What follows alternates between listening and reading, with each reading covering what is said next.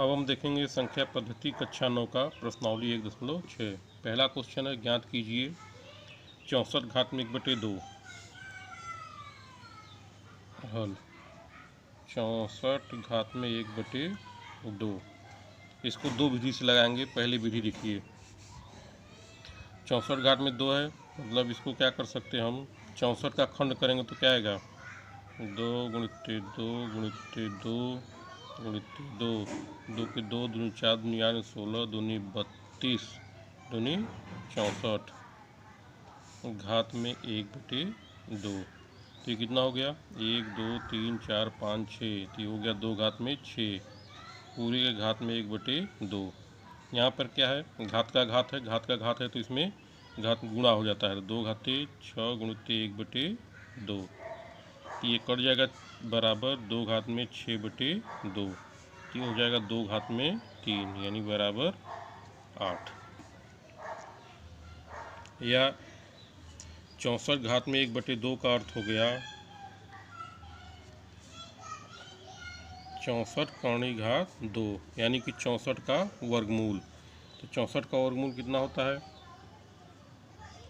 8 गुणित 8 बराबर 8। अब दूसरा क्वेश्चन देखेंगे हम लोग, 32 घात में 1/5। तो 32 का खंड करेंगे तो हो जाएगा 2 गुणित 2 गुणित 2 गुणित 2 गुणित 2 घात में 1/5, अर्थात 2 घाते 5 पूरे घात में 1/5। घात का घात है तो गुणा हो जाएगा, गुणित 1/5, 5 5 कैंसिल हो जाएगा तो आ जाएगा इसका उत्तर 2। तीसरा क्वेश्चन है, 125 घात में 1/3, तो ये हो जाएगा 5 गुणित 5 गुणित 5 पूरे घात में 1/3 बराबर 5 घात में 3 गुणित 1/3, 3 3 कट हो जाएगा तो बचेगा 5। देखते हैं दूसरा क्वेश्चन। ज्ञात करना है कि पहला है 9 घात में 3/2 का मान ज्ञात करना है, 32 घात में 2/5 का, तीसरे में 16 घात में 3/4 और 5 चौथा है 125 घात में -1/3। तो आइए पहला देखते हैं, 9 घात में 3/2, तो हम 9 का खंड कर लेंगे, 3 गुणित 3 घात में 3/2, ये कितना हो जाएगा, 3 घाते 2 और पूरे घात में 3/2। यहाँ आधार का घात यहाँ 2 है और इस पूरे घात 3/2, तो घात में घात का गुणा हो जाएगा, तो ये हो जाएगा 3 घात में 2 गुणित 3/2, 2 से 2 कैंसिल तो बचेगा 3 घात में 3 बराबर 27। दूसरा क्वेश्चन, 32 घात में 2/5, यहाँ 32 से 32 का मतलब 2 घात में 5 हो गया और ये हो गया 2 घात में 5, तो गुणा कर देंगे तो हो जाएगा 5 गुणित 2/5, 5 से 5 कैंसिल हो जाएगा, 2 घाते 2 बराबर 4।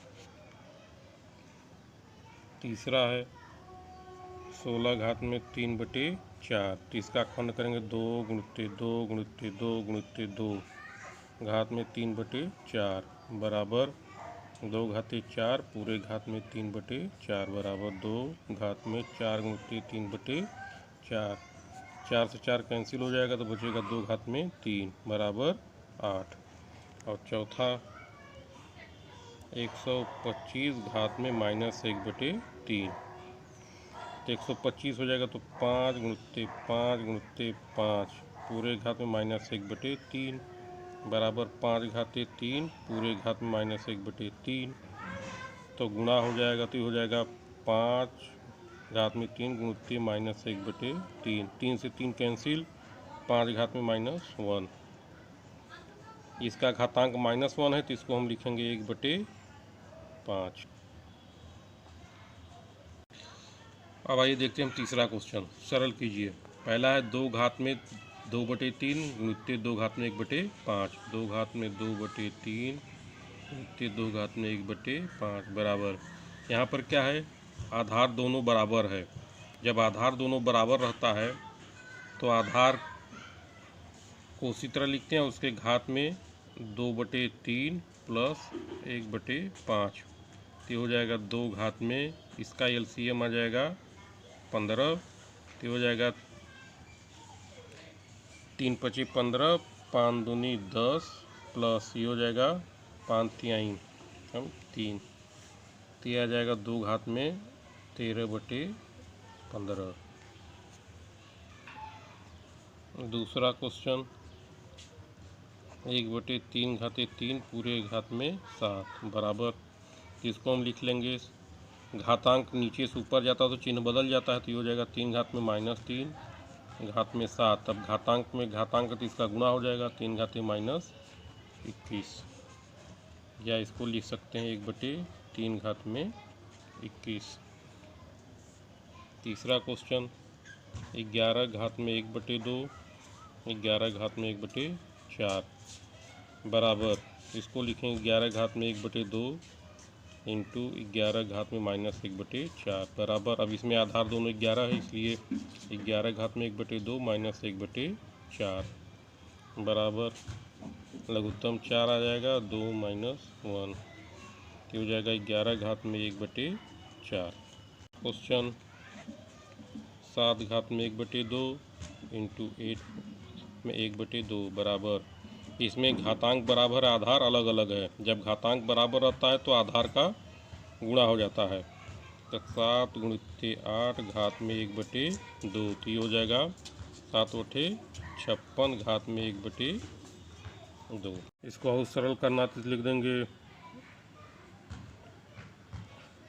घात में 1/2, 14 चौका 56, या लिख सकते हैं 4 घात में 1/2 × 14 घात में 1/2, 4 के घात में 1/2 का मतलब हो गया 4 का वर्गमूल हो जाएगा 2 × 14 घात में 1/2, ये हो जाएगा आंसर।